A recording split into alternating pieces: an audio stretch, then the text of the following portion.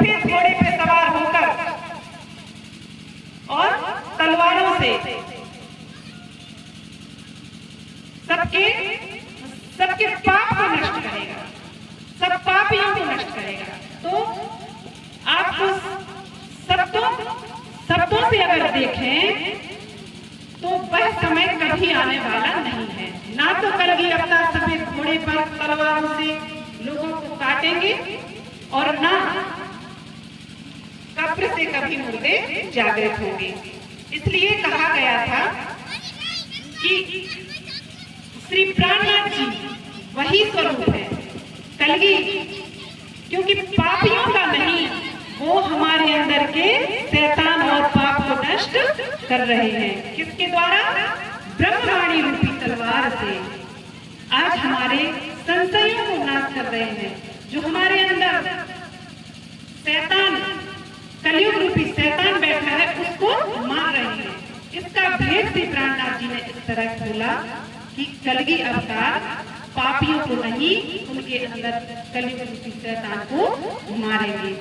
और जो कुरान पक्ष में कहा गया कि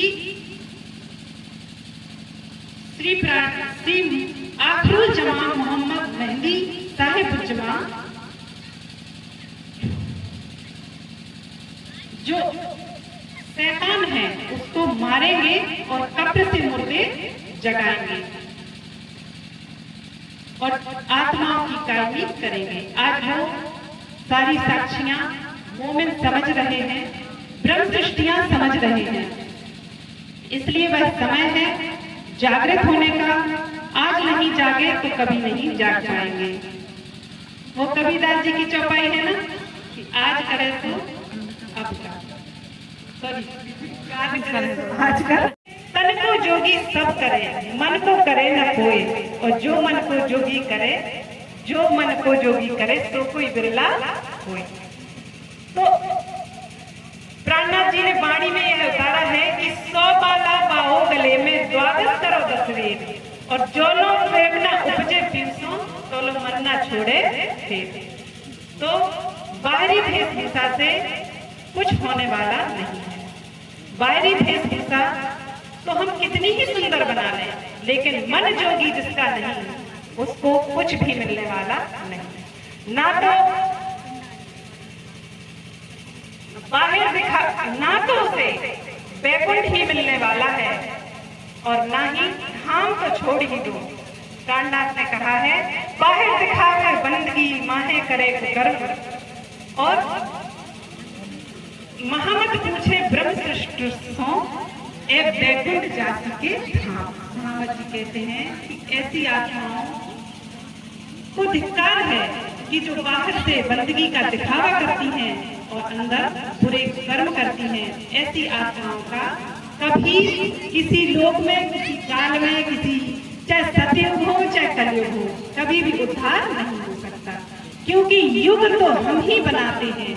हम अगर इस कलयुग में किसी की भलाई करते हैं, किसी की हेल्प करते हैं, किसी की अच्छाई करते हैं, तो वास्तव में हमें सतयुग का अनुभव यही हो जाएगा।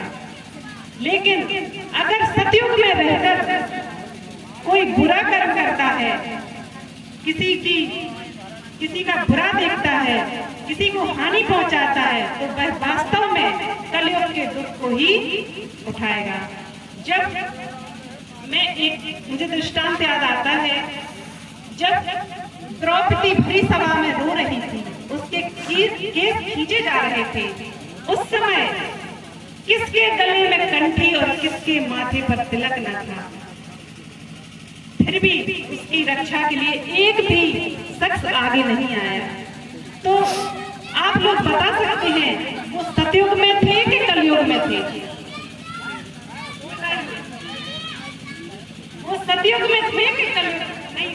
वो द्वापर में थे कि कलयुग में थे? मेरे हिसाब से तो वह कलयुग का तांडव ही था।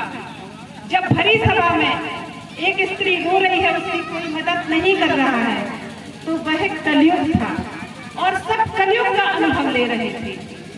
लेकिन आज यदि कोई भरी सभा में किसी स्त्री की रक्षा करता है, तो वह सतयुग का अनुभव लेगा। इसलिए कहा है कलयुग और सतयुग तो हम ही बनाते हैं, कोई बाहर से कलयुग सतयुग नहीं होता। युग तो कर्मों से होते हैं। जैसे अब बात